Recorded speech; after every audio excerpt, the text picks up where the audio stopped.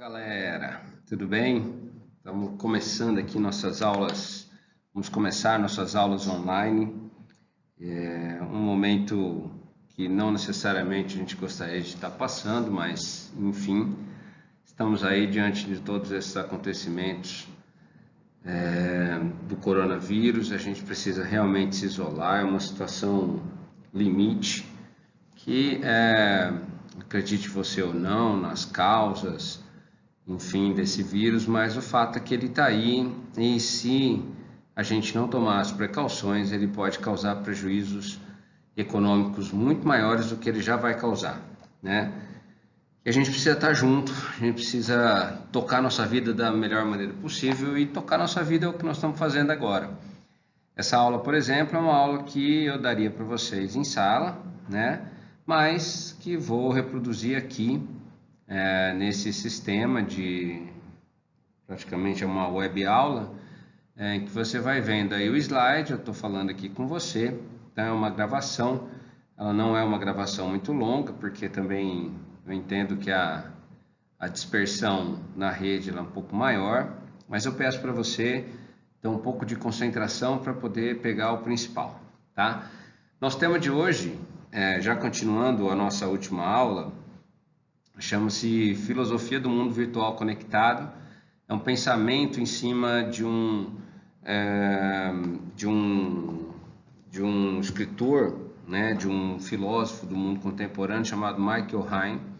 E ele é apresentado, essa filosofia é apresentada no texto que eu deixei para vocês, que a gente tem usado bastante em sala de aula.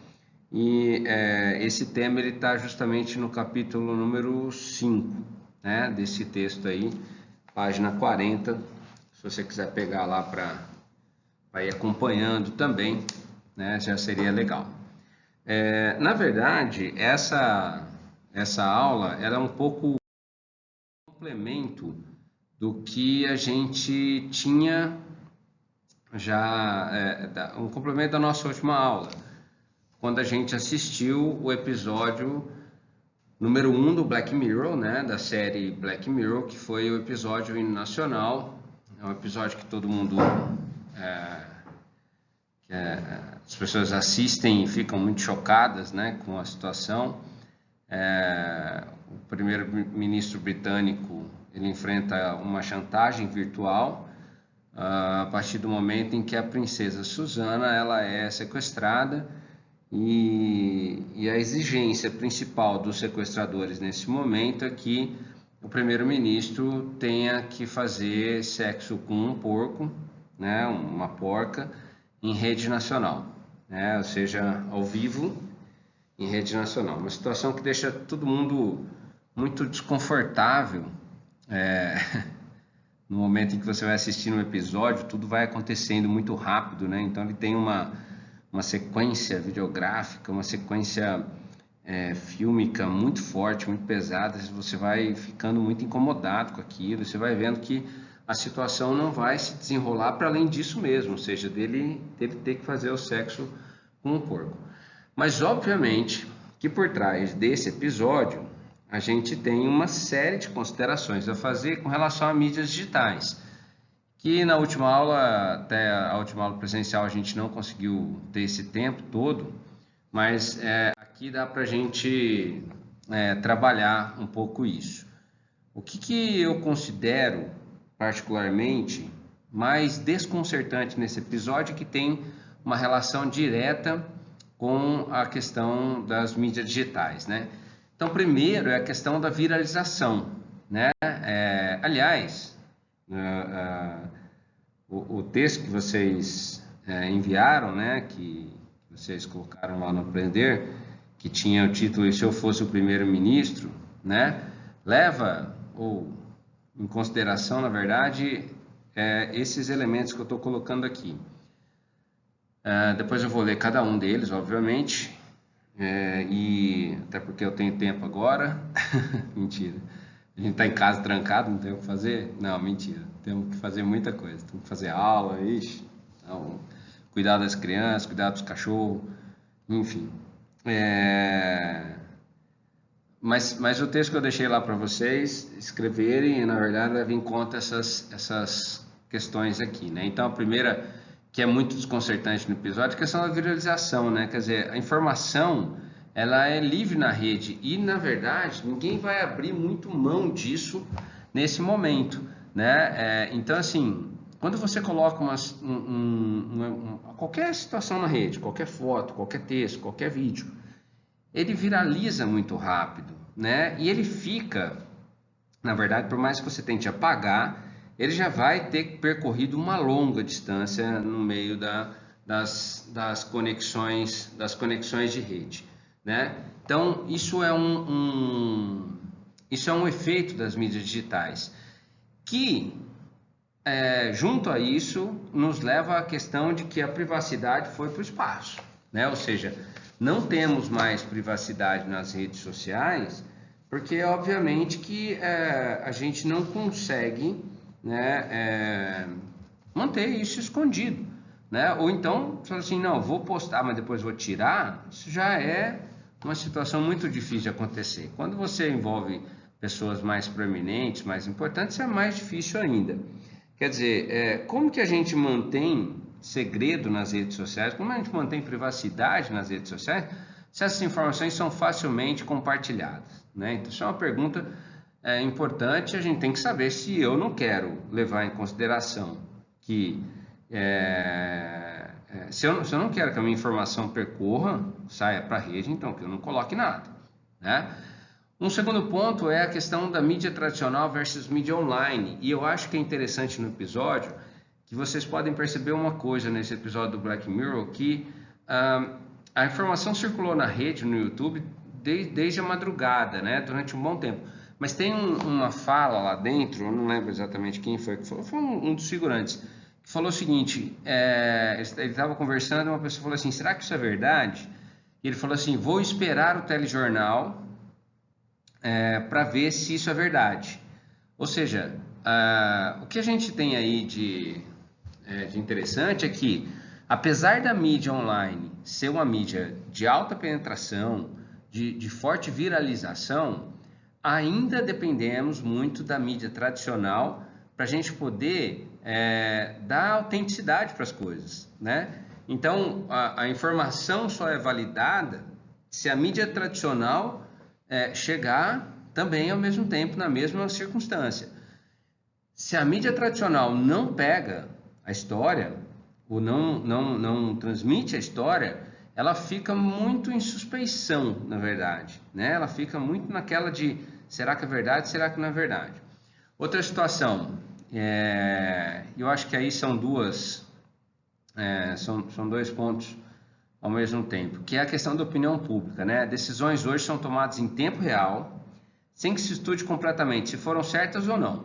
Ou seja, nós tomamos muitas decisões hoje por não pensar. A gente vai ver isso já já na questão da filosofia do mundo virtual conectado, que assim, nosso tempo hoje na mídia digital é um tempo muito curto. Isso tem que ser levado em consideração quando você vai trabalhar com comunicação e trabalhar com mídia digital, porque esse é um efeito muito forte nas pessoas, né? O tempo que nós temos hoje parece que é um tempo muito menor do que nós tínhamos nas mídias analógicas, quando a gente podia pensar um pouco. Hoje em dia não, hoje a gente já recebe, já manda, recebe, manda, recebe, julga e manda, recebe, julga e manda. E quer dizer, isso de alguma maneira, e vocês podem ver que o episódio do Black Mirror faz isso de forma muito magistral, né? Coloca de forma muito magistral que as decisões que o primeiro-ministro e a equipe dele foram sendo tomadas só aconteciam a partir do momento em que a opinião pública ia ditando as regras. Então, o que a opinião pública está pensando? Está pensando isso? Então vamos fazer isso. Está pensando aquilo? Vamos fazer aquilo. Está pensando dessa forma? Vamos fazer dessa forma.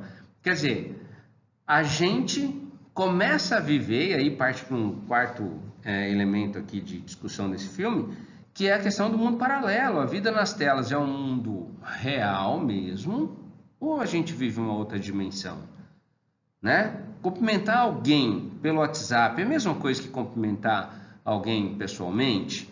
Será que essa opinião pública que levou o primeiro-ministro a fazer realmente sexo com um porco foi uma opinião pública real? Ou foi uma opinião pública que foi intensamente gerada por toda essa confusão do mundo digital.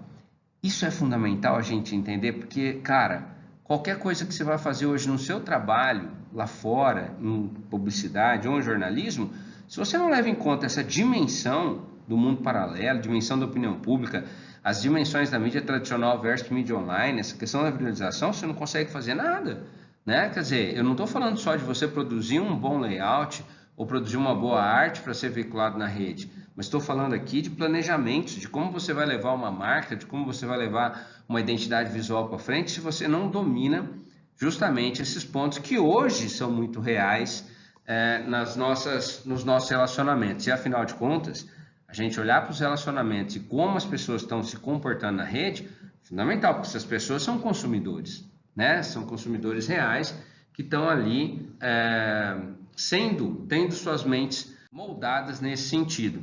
Eu lembro, em 2008, não sei se vocês eram nascidos já em 2008, mentira, já eram nascidos sim.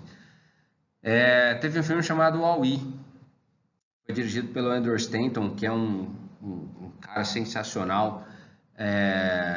O Andrew Stanton escreveu não só o Wall-E, como Toy Story e o Procurando Nemo. Imagina esse cara, como é que ele deve ser, né? Mas, enfim, isso é uma outra história. Eu uso muito o Andrew Stanton quando eu dou aulas de storytelling. Mas o Wall-E, ele trouxe, já em 2008, estou falando aí já de 12 anos, ele trouxe para a gente uma situação bem incômoda, que, assim, em algum momento lá no filme, ainda no começo ali do filme, aparecem pessoas sentadas em cadeiras super mega confortáveis, que possuem telas holográficas, e essas pessoas estão sentadas uma ao lado da outra, mas elas não se comunicam. Ou seja, a comunicação, não se comunicam pessoalmente, a comunicação pessoal não acontece. A pessoa, inclusive, ela tem até uma barreirinha ali na altura do olho, para que ela não enxergue o que está acontecendo lateralmente. Ela pode até se comunicar com os outros amigos que estão sentados nas mesmas cadeiras, mas somente a partir da tela, ou seja, a comunicação é via tela. Isso mostra para a gente uma realidade do que viria a ser a nossa vida dali para frente, né? Fora que um detalhezinho é que todos estão muito gordos, né? Ou seja, ninguém mais levanta, né, das cadeiras para fazer a comunicação, ninguém mais se levanta para ir conversar com as pessoas, enfim, isso tudo vai se tornando um vício, né? E esse vício tem consequências. Mas aí o Wall-E traz então uma pergunta: o que acontece com os seres humanos inseridos no ambiente digital? O que eu, enquanto comunicador, enquanto publicitário, enquanto jornalista, preciso saber dos efeitos do ambiente digital nos seres humanos, né? A resposta para isso vem justamente desse filósofo, né, desse estudioso chamado Michael Hine, que traz para a gente uma filosofia do mundo virtual conectado. Filosofia do mundo virtual conectado parece um negócio assim, de outro mundo. Você fala assim, meu pai, o que eu tenho que ouvir um negócio desse nessa hora? Porém, a gente, apesar do nome ser um pouco mais complicado, a gente tem que entender que ela é muito mais simples do que parece. Michael Hine traz para a gente o seguinte: as mídias digitais alteram a natureza do ser humano. Basicamente isso. Você fala assim, só isso? Isso aí eu já sei. Sim, cara, não é tão simples assim, sabe? Alterar a natureza é uma situação muito diferente, sabe? A gente viveu durante muitos anos de uma forma que a gente, hoje em dia, não é mais a mesma pessoa que a gente era nos anos 2000, nos anos 2005, até em 2008, né? Ou seja, a gente não é mais a mesma pessoa que era em 2015. Então, o que o Hine traz nessa filosofia do mundo virtual conectado é que as mídias digitais, ou seja, o ambiente digital, transformou sim, né? Ou seja, transformou a natureza desse homem. A natureza, quando ele fala natureza, ele está tratando aqui no texto, e esse texto que eu tá na tela aí para vocês. Você pode, vou voltar a pedir para você pegar esse texto que você já tem aí, que está dentro daquele conjunto de textos que a gente está trabalhando em sala. Ele chama essa natureza de ontologia, né? A palavra ontologia significa natureza. E ele fala aqui, ó, trata-se de pensar como as qualidades essenciais das mídias digitais e do espaço virtual, isto é, sua metafísica, alteram a essência do ser humano, ou seja, sua ontologia. Ou seja, as mídias digitais, o ambiente digital altera efetivamente a ontologia humana, né? A natureza do homem. Isso vai acontecer de algumas formas, tá? Que é importante a gente ir pontuar. Primeiro, os computadores estruturam o nosso ambiente mental. O que ele quer dizer hoje com isso? Ou seja, as percepções dos relacionamentos e a própria atividade mental que a gente tem hoje em dia já não é mais a mesma que a gente tinha com as outras mídias, né? Quando a gente fazia a vida, na verdade, no nosso ambiente não digital, né? Então, o que ele coloca disso, os pensamentos, assim como o relacionamento com a realidade, eles são agora basicamente intermediados pelas telas. E você vê que lá no filme do Black Mirror, basicamente tudo acontece via tela. Tudo está no celular, tudo está sendo desenvolvido no celular, tudo está sendo desenvolvido na televisão, tudo está sendo desenvolvido no notebook. Ou seja, quando os soldados lá da polícia britânica, quando eles entram naquele espaço lá, que eles supõem, né, estar ali o sequestrador e a princesa Suzana, quando eles entram naquele espaço abandonado, como que você assiste aquela entrada, aquele momento? Você assiste a partir de uma câmera que está conectada no capacete de um soldado. Então aquilo vai acontecendo num plano de sequência, a gente chama isso em televisão de plano de sequência, vai acontecendo num plano de sequência, ou seja, você está intermediando, aquele momento está sendo intermediado por uma tela por uma câmera e que está passando para você a partir de uma tela de computador. Ou seja, gente, depois vem uma tela de televisão. Todos os nossos relacionamentos hoje são intermediados por telas. Daí a questão do WoW ter tanta importância. Quem não assistiu o WoW, cara, precisa assistir, é fundamental. Além de ser sensacional, um filme, uma história fantástica, mas é uma história que assim, faz a gente pensar muito em o quanto a gente está deixando de viver a nossa vida no mundo, vamos colocar assim, físico, para viver essa vida muito mais digital, né? E quanto a gente deixou de evoluir também. Eu queria chamar a atenção aqui, ó, para um ponto aqui importante nesse processo, que é assim, a evolução humana das mídias, e o Michael Hine fala um pouco disso, diz o seguinte: será que nós ficamos melhores diante das mídias digitais? Quer dizer, uma coisa que é assim, ó, que ele coloca, que quando surgiu a escrita permitiu o armazenamento de uma série de informações. A prensa do Gutenberg, na verdade, ela potencializou ainda mais a escrita, porque ela permitiu que essa escrita fosse armazenada também em livros e tal. Mas tinha uma coisa, quando a gente escrevia naquela época, a gente não, né? Eu não era nascido naquela época, obviamente, apesar dos cabelos. Mas eu sou de uma época, por exemplo, da máquina de escrever. E aí tem um detalhezinho importante aí. Quando eu colocava o papel na máquina de escrever, eu tinha que pensar 3 vezes, 4 vezes, 5 vezes antes de escrever aquela palavra. Por quê? Porque não dava para apagar assim tão fácil, né? Então, com a máquina de escrever já não dava para apagar. Você imagina antigamente, bem antigamente, né? Ou seja, era muito custoso apagar, ter que começar tudo de novo, só porque você colocou uma frase errada no meio do texto. Aí vieram os meios eletrônicos, rádio e TV. Esses meios eletrônicos ajudaram muito a gente nesse processo de evolução diante das mídias. Ou seja, a gente não evoluiu muito enquanto ser humano, eu penso. E eu vou dizer para você, a gente ficou muito mais passivo, né, do que ativos diante da produção de conhecimento, né? Quer dizer, o rádio e a TV só traziam para a gente a informação, traziam, mas não tinha interação nenhuma. A gente não conseguia fazer, assim, a gente recebia a informação, pegava o conhecimento e tal, mas não tinha uma interação, era uma coisa que a gente acabou passando meio batido. Agora, as mídias digitais não, elas já permitem que eu produza conhecimento, eu não só receba conhecimento. Mas ao contrário lá da escrita naquela época, produzir conhecimento hoje está mais fácil. Produzir informações hoje está muito mais fácil, porque eu posso, é tudo muito rápido, eu posso escrever diante da tela em branco, eu escrevo, apago, e faço quanto eu quero, enfim, eu crio, eu faço toda minha jogada ali. É mais ou menos como uma fotografia, né? Quando a gente tinha a fotografia de filme, era uma fotografia muito mais difícil de ser feita, porque eu tinha lá filmes de 12, 24 ou 36 poses, e, cara, você imagina, um filme de, vamos lá, na média, 24 poses, né? O que significava isso? Eu tinha direito a fazer 24 fotografias. E, cara, eu tinha, na verdade, não o direito, eu tinha o dever de acertar 24 fotografias.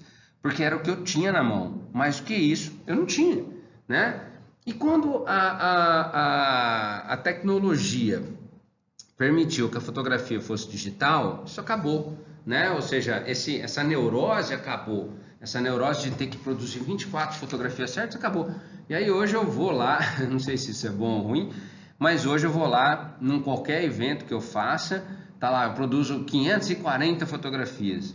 Sei lá se todas estão boas, mas o que não tiver bom eu apago, né? O que não tiver bom eu apago, apresento só as melhores.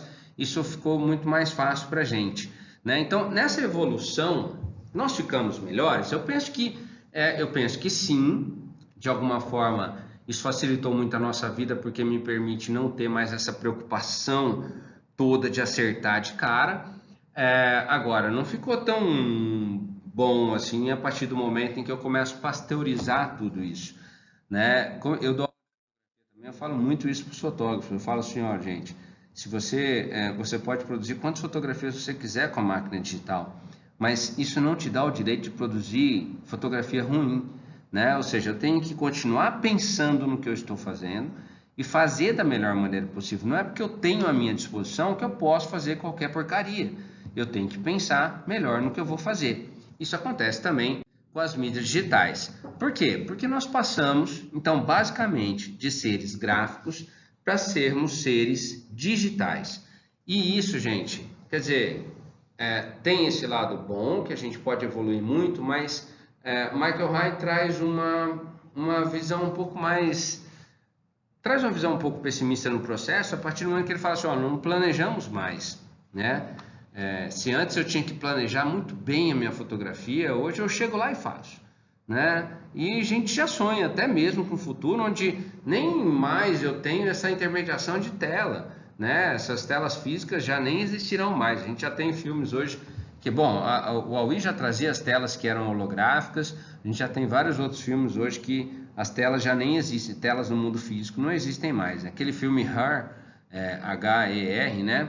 É um filme que eu já citei para vocês em sala e basicamente eles não possuem mais tela física ali naquele momento. Então, quer dizer, a rapidez do toque, a sensibilidade dessa tecla, a velocidade do processador, o Michael Hyatt diz que coloca coloca nossos pensamentos diante de uma necessidade assim,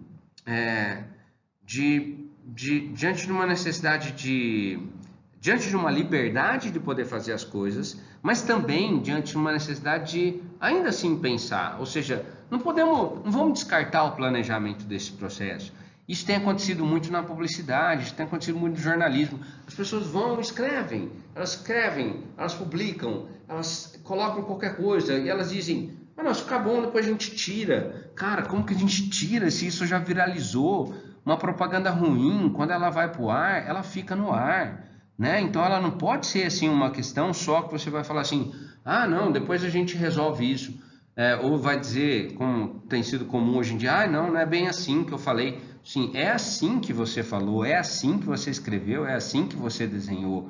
Ou seja, se você não planejou e colocou isso para mim, isso é um problema basicamente seu, não é meu, né? Então eu tenho que pensar enquanto profissional que as facilidades desse mundo digital, dessa interconexão que eu tenho com as telas, não me dá o direito de ficar errando a torta, assim, não me dá o direito de ficar errando e colocar o meu consumidor ou o meu receptor como cobaia, né? Então fala assim, se ele não responder bem disso, eu troco a informação. Não, não troca, né? Eu não posso trocar a arte, eu tenho que acertar de primeiro, eu tenho que acertar de cara. Então, isso impõe pra gente essa mudança de natureza. O que o Rai coloca é que, assim, temos que estar cientes dessas facilidades da rede digital, temos que estar cientes dessa facilidade no mundo hiperconectado, mas, ao mesmo tempo, nós temos que estar cientes da nossa responsabilidade, né? E nós temos que também pensar que esse processo todo implica que a gente mude também a nossa natureza, né? Quando ele fala lá que a relação com os computadores tem alterado, a relação com o ambiente digital tem alterado a nossa natureza, isso é real, isso não tem como a gente fugir, muda mesmo a nossa natureza, assim como a escrita mudou, assim como a TV e o rádio, a mídia digital também mudou a nossa natureza, e a gente tem que se adaptar a isso, gente, tem que entender que isso é uma adaptação, por isso que você estuda mídias digitais, para você entender não só como é que funciona uma mídia digital, mas quais são os reflexos dessa mídia digital na natureza humana. Então, por exemplo, tempo, espaço, informações, a gente vê, a gente sente de forma diferente hoje em dia, né? Ou seja, aquilo que nós experimentamos e experienciamos no dia a dia, ele é feito de uma forma diferente.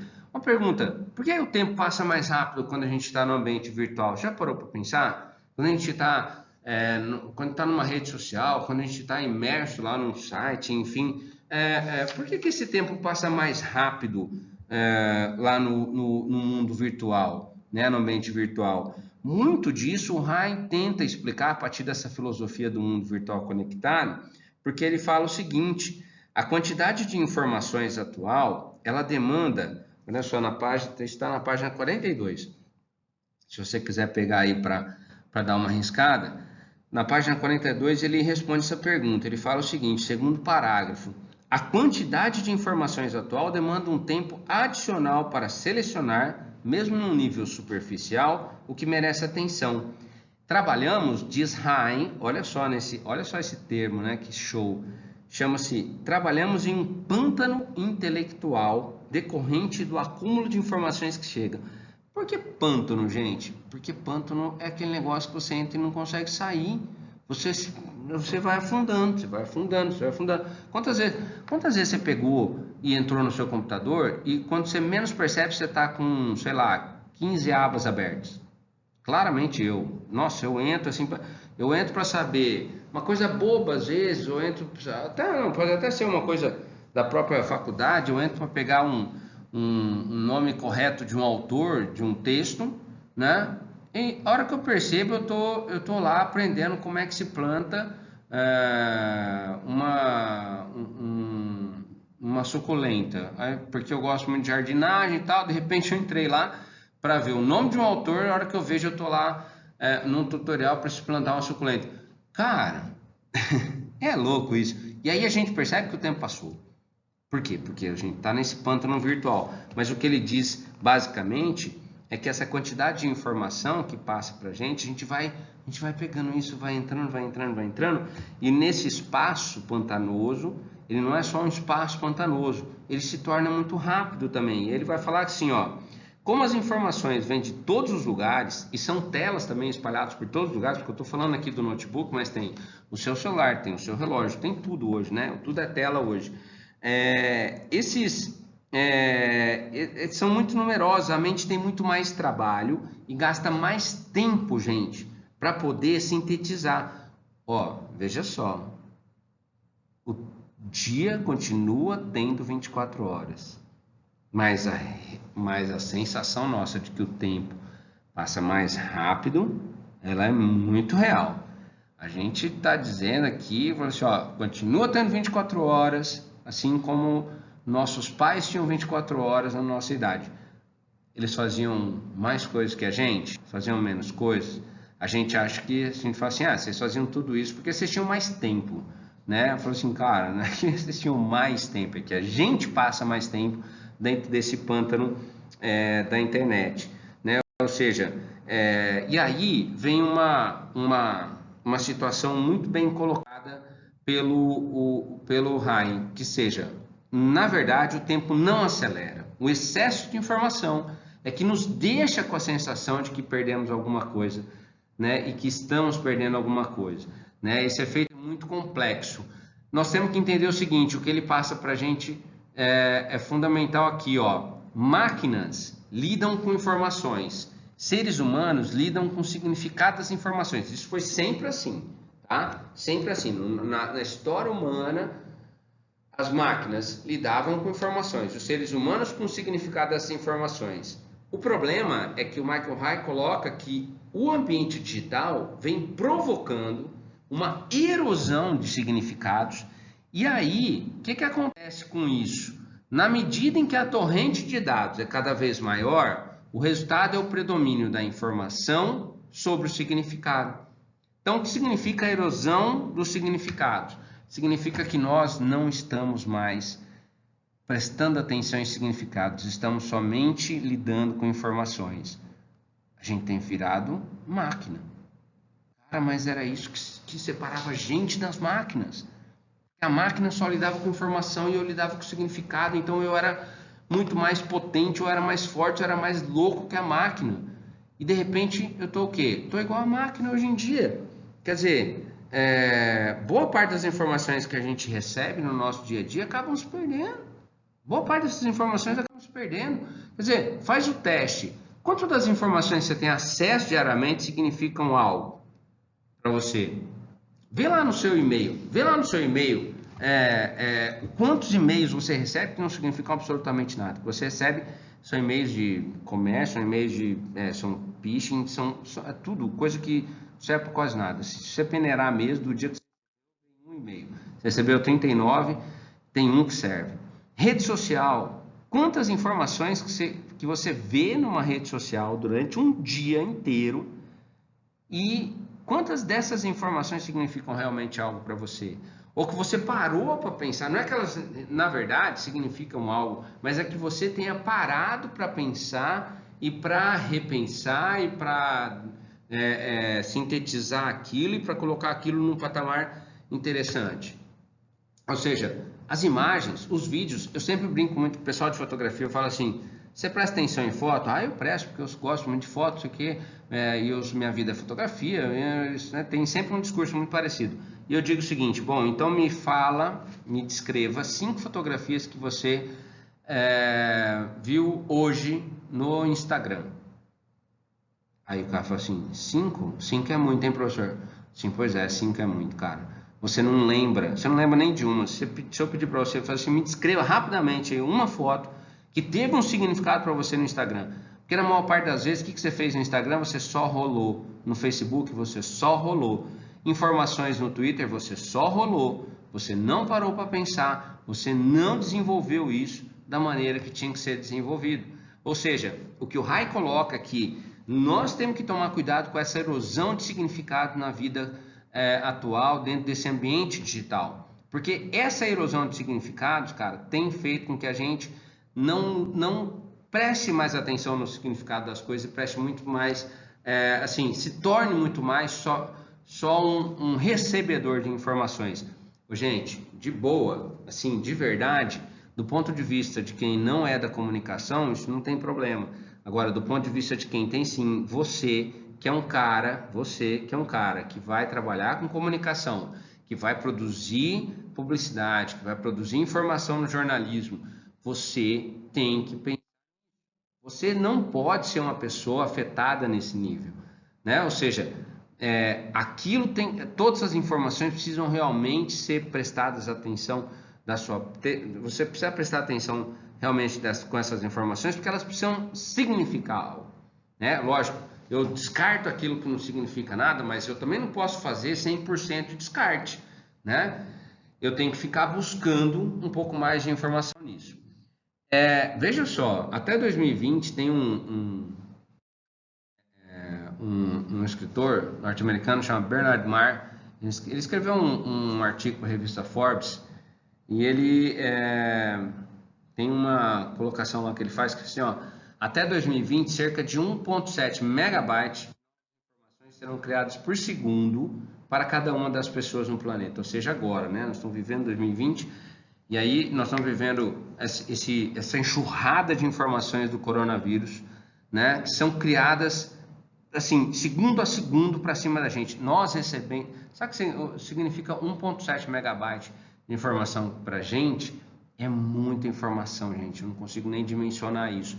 Mas o fato é que se eu for absorver e for pensar em significado de cada uma das informações, eu estou perdido, né? Ou seja, o que acontece é que é muita informação jogada para cima da gente, nós não estamos pensando nessas informações, não estamos lidando com o significado dessas informações. Nós precisamos prestar atenção nisso, porque senão esse significado vai sendo erodido. O que é a erosão de significados que o Hein coloca? É justamente essa diluição, esse derretimento do significado das coisas.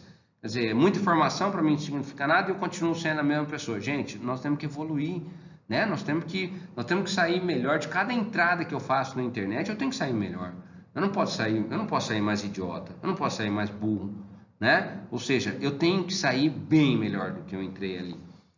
E eu estou recebendo, e assim, eu não posso evitar que esse mundo de informação chegue para mim, mas eu consigo selecionar. Eu consigo também ter o direito de não ver. Cara, eu vou falar para vocês, desde que esse negócio de coronavírus entrou aí, começou a rodar a nossa vida, eu tenho tomado algumas atitudes. Essa semana eu tomei uma atitude muito, que foi de estabelecer uma única fonte de informação sobre o corona, porque assim, lógico, eu também preciso estar inteirado do que está acontecendo, mas eu estou indo atrás de um único site que está me dando essa informação. Eu não posso mais, não fico mais entrando. E aí eu fico no site, só no site, e estou descartando rádio, estou descartando TV, estou descartando outros sites, outros blogs, outras redes sociais. E rede social, eu não estou me informando sobre coronavírus em rede social, gente, nem WhatsApp, nem Facebook, nem Instagram, nem Twitter, porque aquilo lá é uma loucura, aquilo lá é uma casa de louco, aquilo lá é uma caixa de Pandora, né? Ninguém consegue se informar bem ali. Então eu estou indo numa mídia mais tradicional, e quando eu falo mídia tradicional mesmo, seja no ambiente virtual, e ficando só com ela, é uma única fonte de informação que está me dando. Porque, cara, senão eu fico louco, senão eu começo... Chegou decisão, porque chegou uma hora que eu comecei a sentir os sintomas, sabe? É tanta coisa assim aparecendo, corona, e vai lá, igual a Cardi B, coronavírus, e aí, cara, você começa a ficar louco, né, com isso, você começa a realmente sentir a situação de uma maneira muito fora da realidade. Bom, para a gente fechar isso aqui, né, o Michael Hein, nesse texto aqui, ele ainda fala o seguinte, que a gente vive hoje numa cybercaverna de Platão. Eu não sei o quanto você já conhece da Caverna de Platão, né, que é um texto sensacional que que esse filósofo maravilhoso faz, né? O Platão ele escreve um texto em que ele apresenta homens, né? Alguns homens estão presos numa caverna desde o nascimento.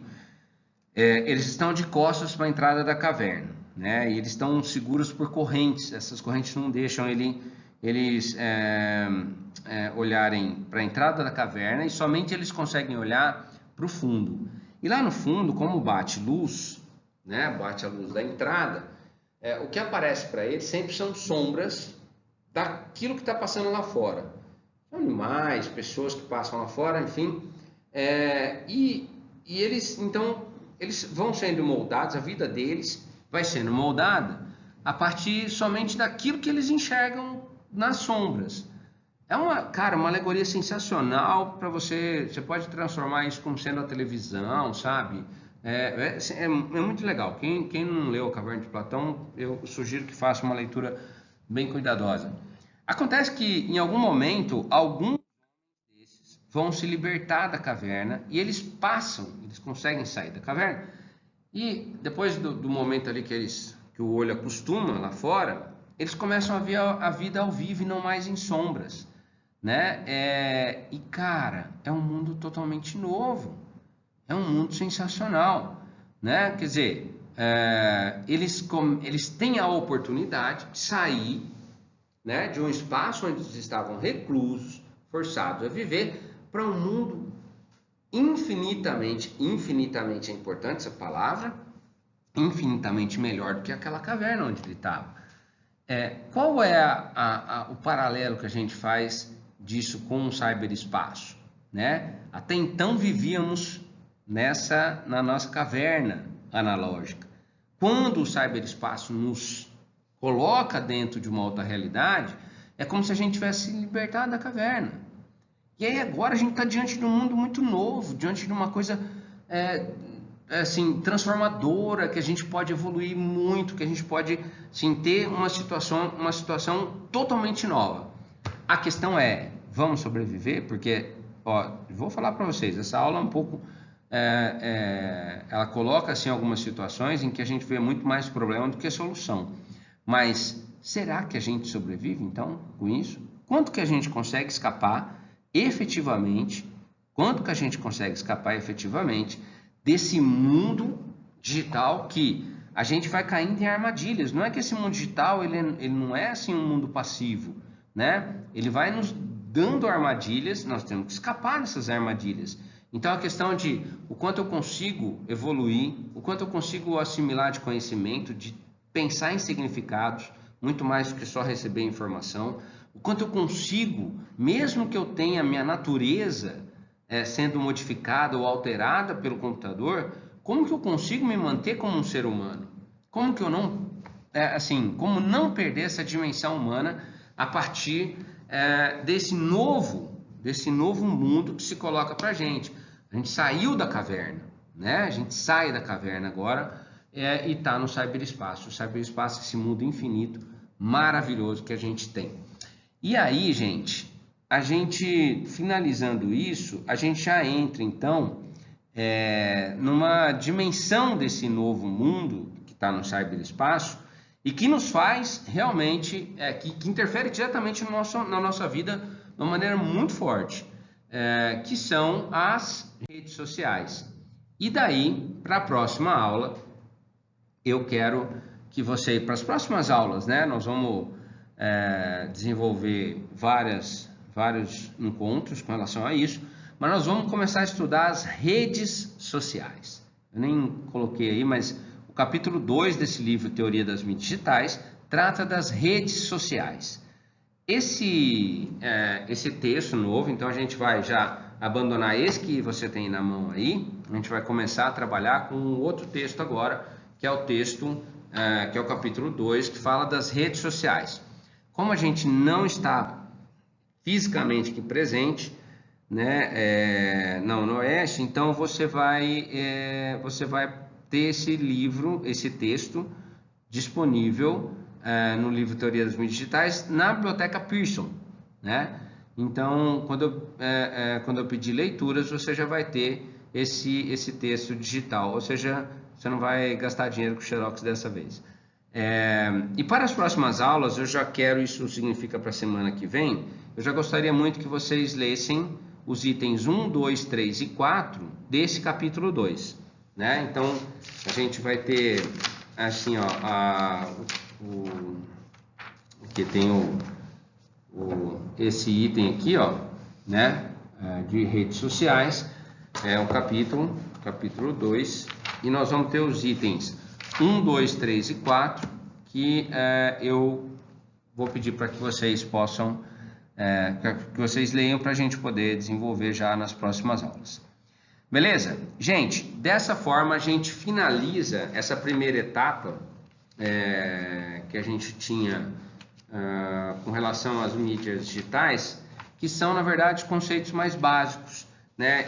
Nesses conceitos básicos, o que a gente estudou até agora, né, vou fazer aqui um resuminho bem rápido assim, dos itens que a gente estudou até agora, que foram as questões do que é o cyberespaço, que são os bits, a questão da cybercultura, a cultura da convergência, as narrativas transmídias, né, a questão da comunidade virtual também, e por fim agora essa questão da filosofia do mundo virtual conectado, ou seja, de alguma maneira a gente chegou então, a gente alcançou um nível importante aqui nessa disciplina, já temos acesso então a todos os conceitos básicos a respeito de mídias digitais, né? Você já avançou nisso. Se você ainda está um pouco perdido, se você ainda está um pouco desligado dessa questão, esse texto que você tem na mão aí é fundamental. Você volta nele, relê, é um texto fácil de ler e dá para você trabalhar tranquilamente.